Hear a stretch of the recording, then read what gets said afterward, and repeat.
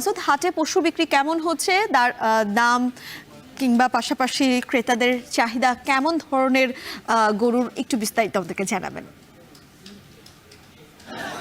আচ্ছা ভাইয়া, আজকে আমি যেখানে রয়েছি এটা হচ্ছে নগরীর নেউরা বাজার। এখানে আসলে ভাই স্ট্যান্ড আউট হলে বললেন। আজকে যে অবস্থা আমরা দেখলাম বাজারে একেবারে ক্রেতা এবং এখানে আসলে যে সকল ক্রেতারা এসেছেন তাদের সবার আসলে পছন্দ হচ্ছে ছোট থেকে মাঝারি এবং মাঝারি থেকে হালকা একটু বড় সাইজের গরুগুলো, যেগুলোর দাম 1 লাখ টাকা থেকে 1.5 লাখ টাকার মধ্যে আসলে বেচা কেনা হচ্ছে। তবে যে গরুগুলো আপনার 2 থেকে এর অধিক দামে বিক্রি করা হচ্ছে সেগুলোর চাহিদা কিন্তু একটু কম ক্রেতাদের কাছে। কারণ হচ্ছে যে সবাই আসলে তারা চাচ্ছেন যে একটা পছন্দের মাঝারি সাইজের গরু ক্রয় করার জন্য।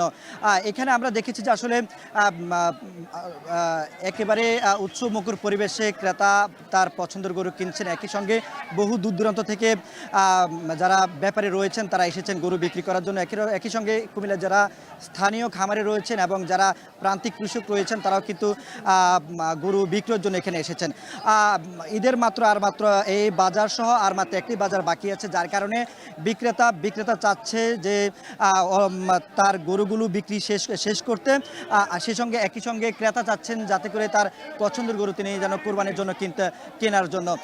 এই নিয়ে আসলে আমরা দেখেছি যে কুমিল্লার নেউরা বাজারে ক্রেতা বিক্রেতায় ঠাসা। একেবারে আমরা বলবো যে নানান শ্রেণীর আসলে বা ক্রেতা এখানে রয়েছেন, সবাই তাদের পছন্দের গরু ক্রয় করছেন। তো মিমে ছিল কুমিল্লা থেকে। হাট থেকে বিস্তারিত জানাচ্ছিলেন মাসুদ আলম।